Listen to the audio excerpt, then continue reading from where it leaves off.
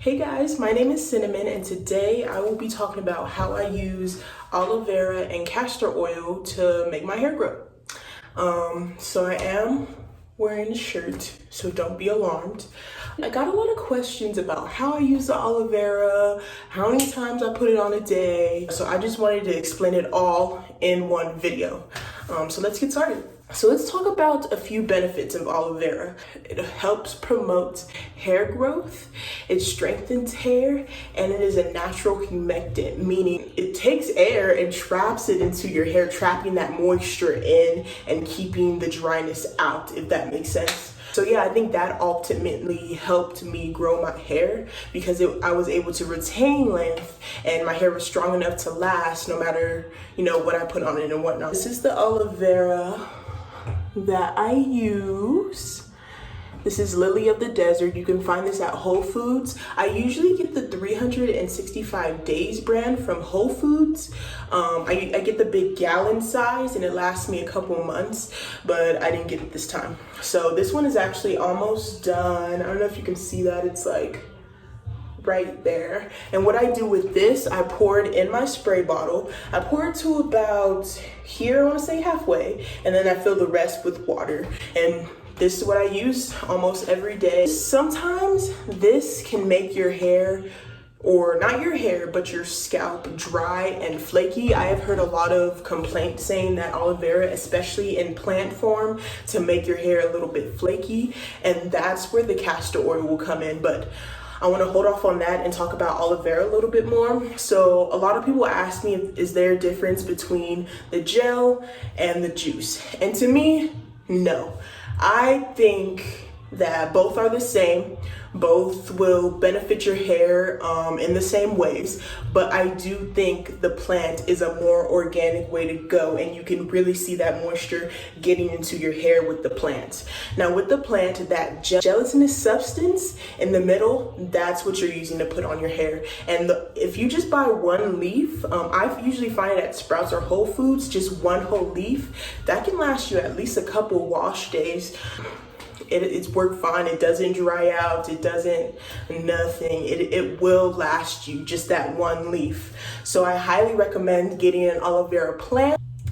The plant can be a hit or miss for people because a lot of people don't like that flaky, dry feel. So castor oil, oh my God, wrong side. Castor oil. So castor oil is a natural emollient that penetrates the surface of the skin, making it softer and more supple. So this is the castor oil I use. I got this from Whole Foods as well, and I do like getting the big ones because I don't want to go back to the store. On average, this will cost me $10 at the most. And as far as the aloe vera juice, the big gallon usually costs about $15, but compared to buying all these sprays and stuff, I think that's cheap. I do want to talk about some pros and cons of castor oil. Some pros are that it's really thick. It really will give your hair that moisture that it needs, and it will seal in that moisture. It is meant to seal in that moisture that you put in it after your leave-in or after, a deep condition, something like that. Some cons and complaints that I have heard is that it's just too thick. I know castor oil is thick, so I know how to use it to where it's generous enough for my hair not to be too oily. That is another con that I have heard. It's just too oily. If you put too much, your hair is not going to absorb that much oil for at least a couple days. So you can either skip moisturizing your hair for a couple days, which sounds like the life, or you can not use this oil. Depending on how your hair is, you can replace castor oil with a lighter oil if you do experience the flaky dryness from the aloe vera. And something that I do recommend, let me get it real quick. Aloe vera oil. We're doing aloe everything, sis. Now this oil, this is a really light oil. You could tell it's light just by shaking it. And I got this off of eBay. It's called Sulu. I think it's Sulu Naturals is the whole product line. And it has a bunch of oils on eBay. I got this for, I think it was $18. and it's nice and light.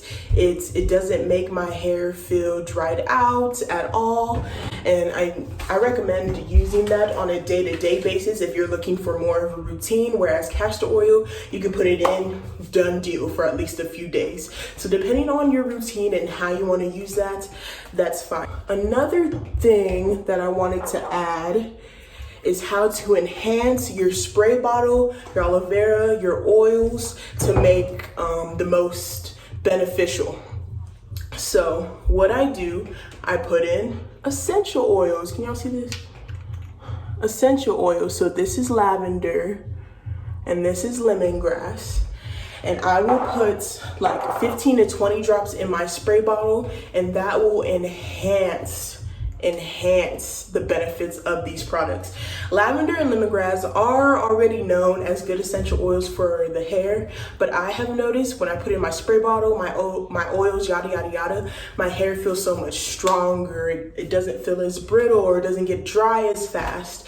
So I highly recommend getting an essential oil that is very good for hair. Lavender, lemongrass. I did have rosemary, but I just ran out. You can use tea tree, so many. So pick the one that you prefer, use that, and use it for at least a month. See how your hair acts. Measure your hair at the beginning of the month, measure your hair after that month, and see if you see a difference in your hair. Does it seem more moisturized?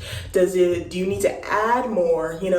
It's a trial and error thing when it comes to hair. You have to try all the things, and you cannot just expect it to work immediately. You have to continuously do that. So yeah, that's basically it. I do want to show you guys how I moisturize your hair, what leave-ins I put with the oils, and actually show you. So stay tuned for that. If you do have any more questions, let me know. Other than that, thank you so much, and bye y'all. Oh, subscribe.